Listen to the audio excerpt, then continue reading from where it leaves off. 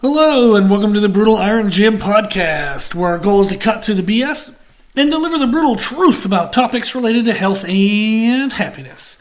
Today's podcast number 1979. The topic is training, and the title is Programming Education, Strengthening Weaknesses in Large Lifts.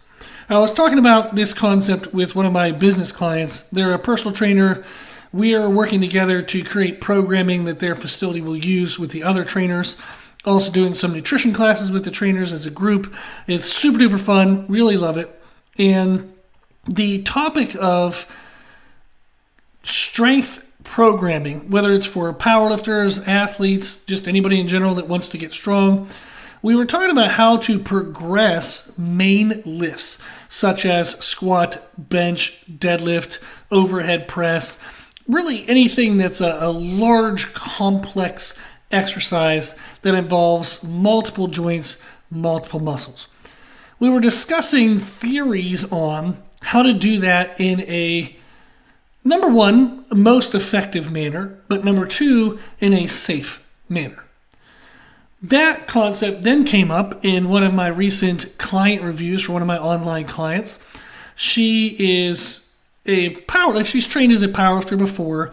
She wants to be strong, but she wants to be athletic. She wouldn't be opposed to doing powerlifting again, but that's not her main goal in training. She wants to be healthy. She wants to be fit.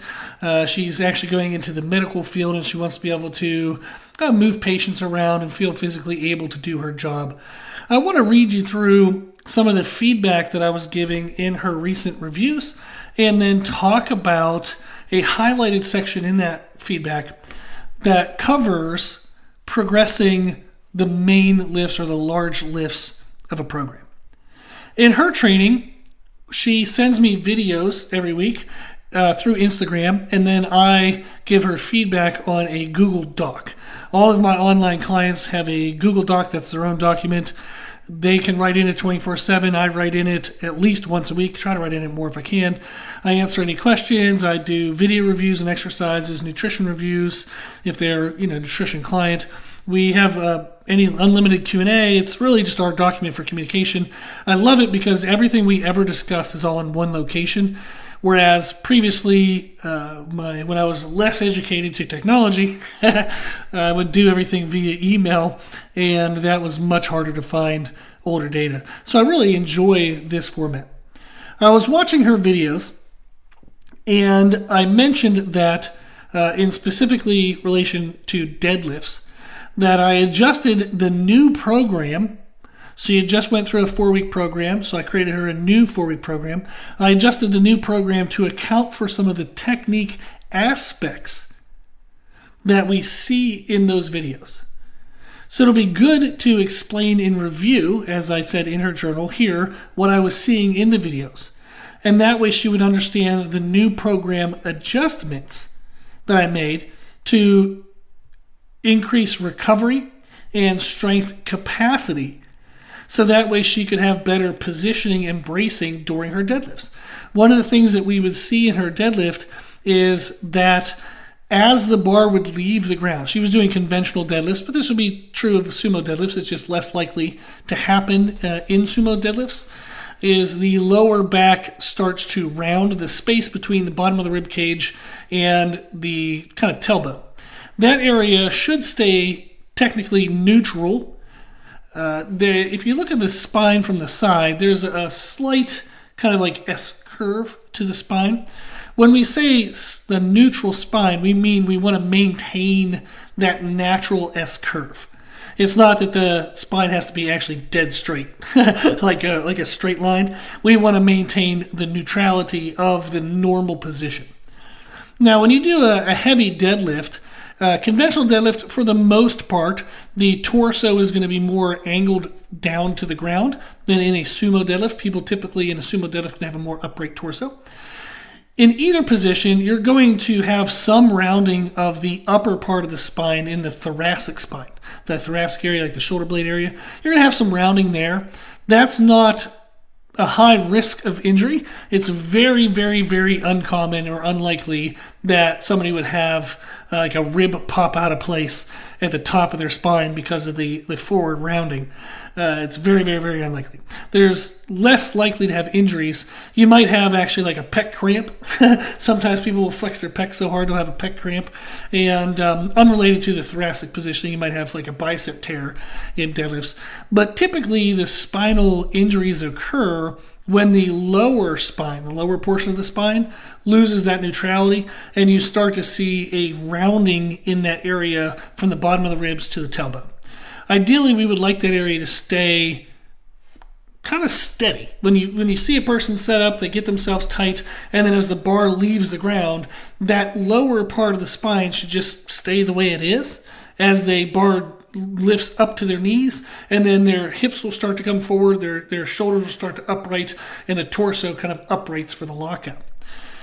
What this client was seeing was they have very long femurs, and the conventional deadlift is a challenge, a significant challenge to anatomy on the positioning and bracing strength of the hip rotation, the hip positioning in the start of a conventional deadlift.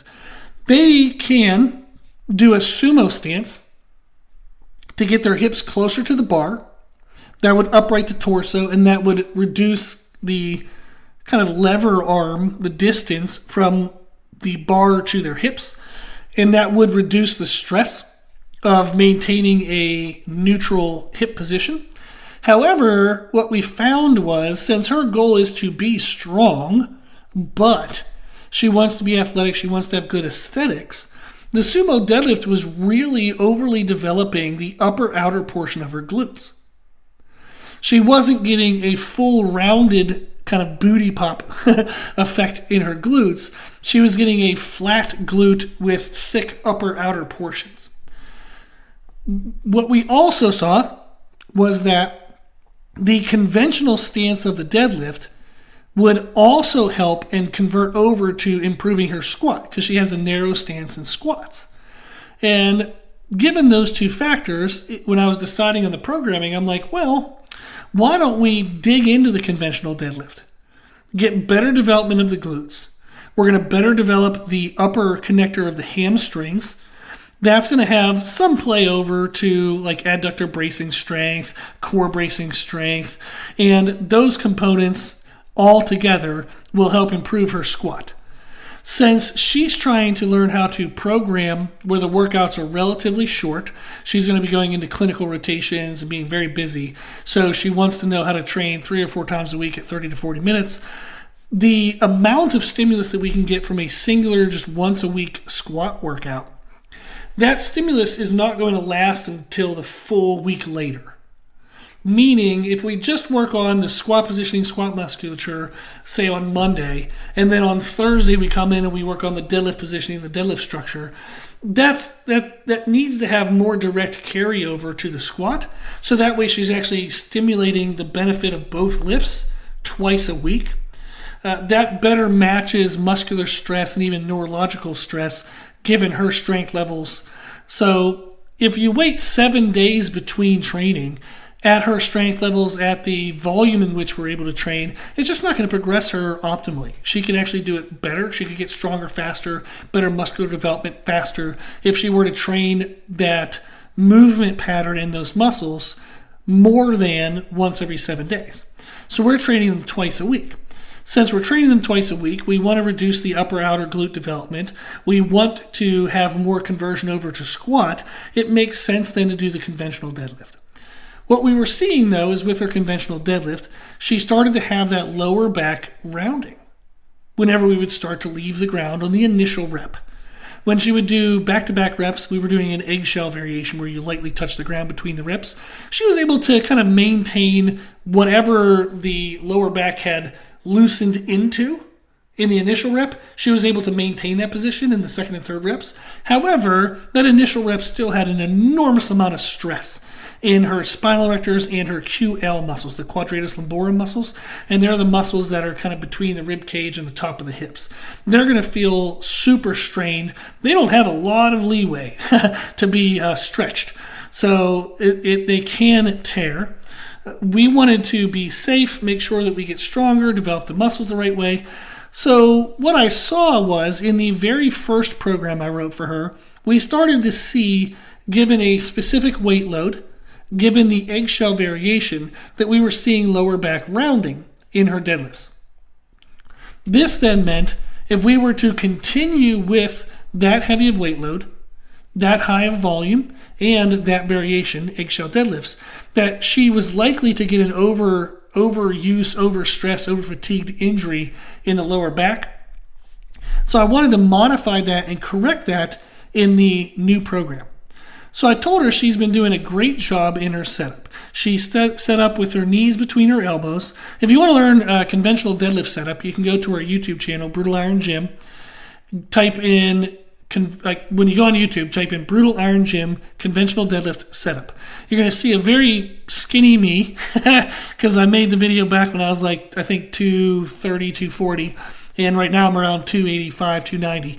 So you'll see a smaller version of me. I might not even have a beard actually at that point. But it's a great setup. It's the setup that I use still to this day for all my clients. Regardless of anatomy, there are a couple positional components that you always want to see in place. And very, very, very rare exception. One of them is going to be when you're in the starting position of the conventional deadlift. You want your knees between your elbows. And you want your armpit over the bar. And the weight should be distributed. The bar should be as close to your shins as possible, and your body weight should be distributed where you feel an even balance between the middle of your foot and your heel. That is a little nuanced, I'm aware, but as you learn more and more about strength training, all these nuances really matter, and you'll believe it or not, you'll actually be able to monitor and actually make these changes over time. As you learn one skill, it kind of allows you to then build and develop on another skill. But those are kind of three components that we can look at. Another one, the fourth one, is I like to have clients have their neck in a neutral position where their neck is in line with their spine, which often means that they're looking down at the ground about 2 or 3 feet in front of them. That depends on the femur length, which would depend on the torso angle, which then depends on the gaze distance. But in general, we want, if you were to view yourself from the side, is that your neck is in line with your spine, not cranked up where like the back of your neck is scrunched because you're trying to keep your chin up and your head up and your eyes up. So those 4 things, well, let's go to those 4 things, is we want our knees between our elbows, armpit over the bar, balance in our feet to be between the midfoot and heel, assuming the bar is next to your shins, and then your neck is in line with your spine. She had all those things, looked great, awesome, wonderful. And I told her that she was doing a great job with maintaining and setting up in a neutral spinal position, but we weren't able to, due to the weight load demand, maintain and hold that neutral spine position as the bar left the ground. So in the second video, I said, again, our setup was excellent. What I was beginning to see here, and what prompted some changes in the newer program that we're in now, was that the low back started to round/loosen as the weight came off the floor. You're doing a good job of getting a breath in before you start the leg push, and you're bracing your core muscles. What this showed me was that at this weight load, with this deadlift technique variation, which was the eggshell variation, our spinal erectors aren't as developed yet as we need them to be. And if we were to push them in this movement to muscular failure with the intent to push for progressive adaptation, it's too risky given all the things that can go wrong in such a large, complex lift when the spinal erectors become fatigued. So in the new program, I challenged the spinal erectors with the accessory movements and other concepts since they're less risky. Often when people struggle with a large complex lift, they want to bury that lift into failure with the intent to progress. However, what more so happens is they actually injure a supporting muscle and or connective tissue and or they burn out their CNS due to the stress of failure at such a large complex lift. A safer and equally effective technique would be to push more isolative, less risky accessory movements for a few programs, then lessen those stress loads and bring everything back together again in the main lift to see how things have progressed. This allows for muscular progression desired, but with less injury risk and less CNS damage. And I actually highlighted it, and I told her I'm going to make a podcast about this, so that's why I'm highlighting this area in yellow. So when clients write in the journal, they write in black. When I write in red, so that way it's very easily distinguishable about who's writing what. Now, this is a very normal feedback, and this is a small section of what I actually wrote. But this is the type of feedback I give to clients, is I want them to know in their programming why the programming is the way it is. I try my best to communicate as much as I possibly can to each client. I can't, however, state the reason of every exercise for every client in every program. But when I see learning opportunities like this, I definitely want to step in and give them that education when I can. What I wanted to take away from this comment and expand on to make today's podcast is, when we see a complex movement reaching technical failure, you will not, and I would suggest you don't, benefit in the long run from just burying that movement further and further and further into fatigue. So if I want to get better at deadlift, but I notice my glutes are starting to fatigue, my lower back is starting to fatigue, so I'm starting to hitch my lockouts. My butt kind of comes in, and then I have to kind of scoot the bar up my thighs. Do not keep doing more repetitions. Don't do more sets. Do not have this mindset of, if it's starting to fail, let me beat it down even worse to force the body to progress. You're going to get an injury. You're going to get a ton of inflammation. You're going to get a ton of stress, and actually your performance will start to regress. So when your squats start to fail, we don't want to just continue to push heavy loads over and over and over again, thinking that will improve your squat. If your bench is starting to fail, don't just push more and more heavy bench. That will not be the most effective way to continue to progress a lift. What is way more effective is to see and figure out, okay, in the main lift, is there a positional aspect that is causing the lift to reach technical failure? And or is there a muscle that is weak that is causing positional failure? And it might even be more than one muscle. It likely actually is. But is it a positional problem, meaning do I need to work on a positional cue? And or is it a muscular problem, meaning I want to isolate that muscle out? Work on it in lighter weight load movements, more isolated movements. Then, after, say, 4, 8, 12 weeks, depending on how weak it is, you would bring that all back together and try the main lift again. For example, let's say conventional deadlift, somebody has really great drive off the floor. They can blast the bar to their knees, and then they just stall out and die. Let's assume that position is okay, because we talked about how to get our proper position. We said knees between elbows, armpit over bar against your shins, and the body weight centered between the midfoot and heel, and then neck in line with spine. Let's say you have all that positioning correct. What could cause us to blast off the floor, the bar gets to the knees, and then it dies, is we have weak glutes. You may have weak hamstrings and weak glutes. So instead of deadlifting heavier and heavier and heavier and continue to deadlift, even though it looks like crap, let's isolate the hamstrings and the glutes.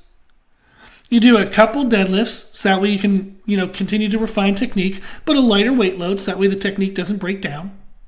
Then maybe you go do some snatch grip RDLs. Good luck hiding your glutes from that. You could also do some single leg, stiff legged deadlifts. That's a really good way to isolate the hamstrings, even the adductors. You can do, oh my gosh, there's like 4 million things. Actually, an overrated thing is walking lunges, dumbbell walking lunges. Dumbbell walking lunges will be great for building the hamstrings, the adductors, the glutes. It builds a lot of stuff. You can do dumbbell step-ups. You could do there's so many things. There's an endless amount, like dumbbell RDLs, barbell RDLs. There's any really kind of hinge. I have clients usually do quite a blend of all of those things. So maybe in our warm-ups, we start doing single leg glute bridges. It's a very, obviously it's just a lighter weight load, it's a body weight load, but that can actually kind of start to get the mind-muscle connection with the hamstring connection at the hip joint. That's really good.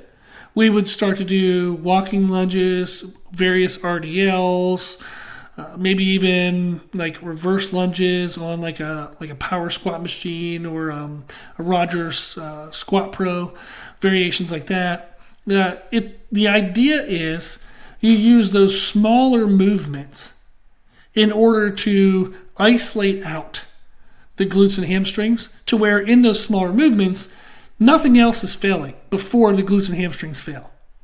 So that way you can maximally tax the glutes and hamstrings to get a maximal adaptation response. Whereas if you continue to push the deadlift, like a major lift, over and over and over again, you're going to get a lot of other things fatigued and to failure. Your quads are going to start to fail. Then all of a sudden, maybe your quads are super tight, so you start to get some patella, knee tendon pain. Maybe your lower back and spinal erectors start to become exhausted because they've been trying to make up for the glutes and hamstrings. And now your squats. A couple of days later, all of a sudden, your squats start to go down. Then you're just, in general, your workout energy starts to decrease. You feel less excited to work out. Now you feel depressed that you don't feel as excited to work out, and everything starts to go downhill. This is what we want to think of when we want to progress large lifts, is what is the positional weakness that is causing the technique breakdown, and or what is the muscular weakness causing the technical breakdown. I want to do enough of the main lift to continue to practice my technique. But once the quality drops, I want to move away from the main lift and I want to do what's called accessories. And there's a bunch of names for them. Some people call them secondary movements. But it would be what you do after the main lift. So deadlifts, maybe you do, barbell deadlifts, and then you go do single leg, stiff leg deadlifts, and maybe even a shoulder and heel elevated single leg glute bridge between two benches. Those are awful if you've ever tried them. They're fantastic. But those are the smaller movements that you now start to isolate out and work on those individual muscles that are holding up the bigger movement. This will absolutely, without a doubt, progress your main lift faster because you're not annihilating all the healthy things to get to the weak thing. The entire body system, our recovery capacity, all the other workouts are all not going to be as negatively impacted as if we were to just hammer the large lift beyond technical failure. So that's what I would encourage you to do, is when your main lift starts to fail, when the technique starts to break down, walk away. And then target what is breaking down, either a positional cue and or a muscle that's weakest in the main lift. Target that individually and isolatively after the main lift. If you want to learn more about programming, this is a plug, but there's also some free information, so stay with me. You can go to our website, www.brutalirongym.com. You can go to our live monthly programming. You don't have to pay anything. Stay with me. I promise. Stay with me. But go to our live monthly programming.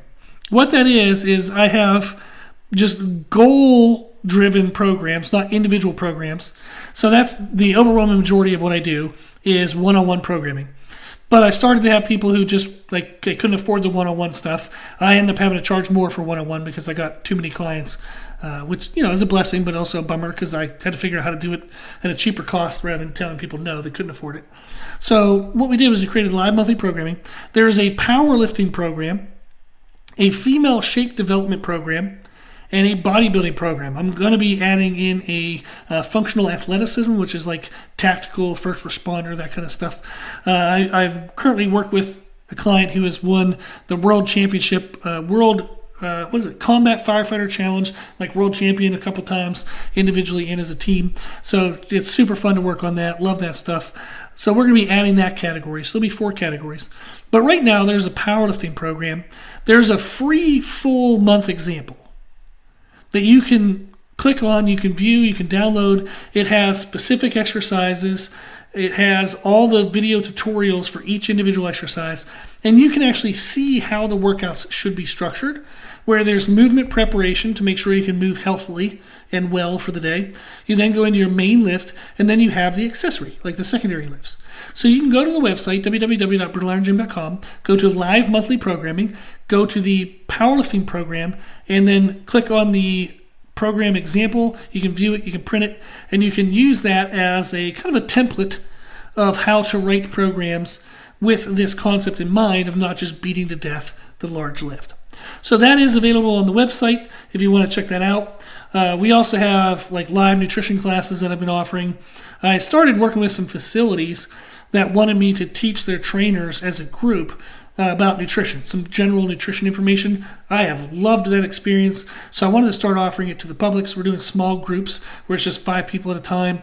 I'll teach you about nutrition, answer all your questions. Pretty awesome, and it's all done on Zoom, so it's kind of virtual face-to-face.